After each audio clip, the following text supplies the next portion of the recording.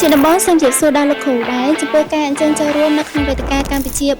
4.0លើកទី5ស្ដីពីការប្រើប្រាស់បច្ចេកវិទ្យានៅក្នុងវិស័យសុខាភិបាលយើងតើថ្ងៃនេះលោកគ្រូមានជាចំណាប់អារម្មណ៍ជាពិសេសយ៉ាងណាដែរលោកគ្រូបាទជាដំបូងអរគុណសម្រាប់កម្ពុជា4.0សសចកក៏ដូចជា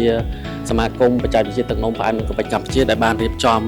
នៅកម្មវិធីដ៏មានសារៈសំខាន់ថ្ងៃនេះដើម្បីចែករំលែកជាចំណេះដឹងពាក់ព័ន្ធជាមួយនឹងសុខាភិបាលក៏ដូចជាបច្ចេកវិទ្យាទៅដល់ភ្ញៀវជាតិនិងអន្តរជាតិអន្តរក្រសួងក៏ដូចជាគ្រូពេទ្យយើងដែលជាចំណុចសំខាន់ក៏ដូចជាបងប្អូននិស្សិតផ្នែកវិទ្យាសាស្ត្រដើម្បីបានដឹងថាតើបច្ចុប្បន្នស្រុកយើងមានការអភិវឌ្ឍផ្នែកបច្ចេកវិទ្យា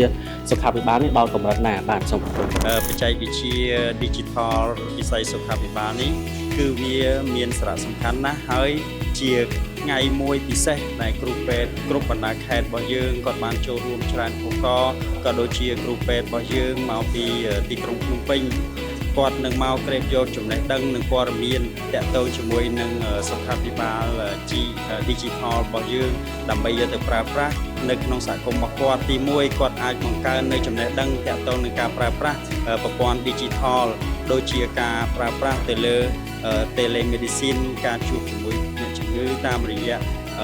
Telemedicine ជាដើមទី2គឺគាត់នឹងមានការចែករំលែកចំណេះដឹងតែតាក់ទងជាមួយនឹងការប្រើប្រាស់ប្រព័ន្ធ Digital អ្វីដែលខ្ញុំគាត់ស្គាល់ឃើញថានៅក្នុងកម្មវិធីសិក្ខាសាលានេះគាត់ជាមានអត្ថន័យសំខាន់ណាស់សម្រាប់ប្រជាពលរដ្ឋទូទៅក៏ដូចជាវិជ្ជាបណ្ឌិតដែលគាត់ធ្វើការនៅក្នុងវិស័យសុខាភិបាលហ្នឹងទី1គាត់អាចប្រើបច្ចេកវិទ្យា Digital ហ្នឹងសម្រាប់ទំនាក់ទំនងជាមួយនឹងអ្នកជំងឺរបស់គាត់ទី2គាត់អាចគាត់ប្រើទុកនៅព័ត៌មានជាច្រើនទៀតរបស់អ្នកជំងឺដើម្បីបញ្ជូនព័ត៌មានហ្នឹងចូលមកក្នុងតន័យរួមរបស់វិជ្ជាបណ្ឌិតអញ្ចឹងគាត់អាចដឹងពីប្រវត្តិរបស់អ្នកជំងឺពីមុនមកហើយតែគាត់នឹងគាត់សម្គាល់ថាតើគាត់មានហានិភ័យអីខ្លះគាត់ឈុំមុខជំងឺអីខ្លះទៅពេលខាងមុខទៀតហើយយើងអាចទាញរោគវិនិច្ឆ័យបានត្រឹមត្រូវច្បាស់លាស់ពិតប្រាកដបានច្រើនហើយយើងសំយោគទៅតាមតន័យផ្សេងៗទៀតតាមបទពិសោធន៍របស់លោកគ្រូតើបច្ចេកវិទ្យាថ្មីៗហ្នឹងបានផ្លាស់ប្ដូរដល់របៀបគ្រប់គ្រងជាមួយនឹងការប្រើប្រាស់នៃវិធីសាស្ត្របច្ចេកវិទ្យាថ្មីហ្នឹងបានដល់កម្រិតណាដែរ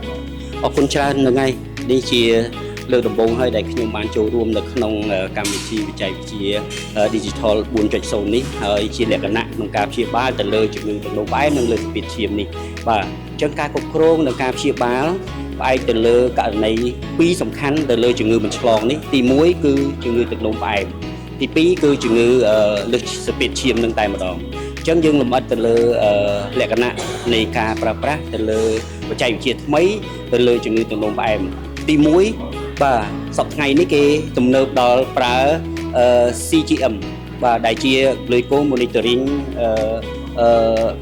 ដែលជា continue នៅក្នុងករណីដែលការប្រើប្រាស់ដើម្បីតាមដានស្កររាល់ពេលក្នុង24ម៉ោងចង់ដឹងពេលណាក៏បាននៅក្នុងការ